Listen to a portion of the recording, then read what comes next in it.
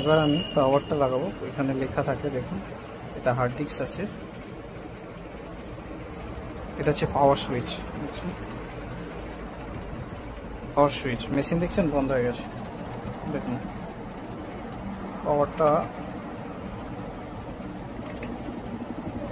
লাগিয়ে দিলাম, দিয়ে দেখুন অন করলাম,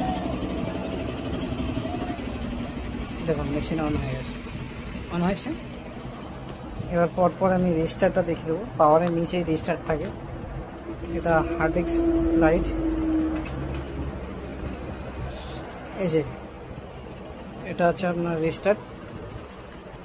রেজিস্টারটা ওর নিচেই থাকবে।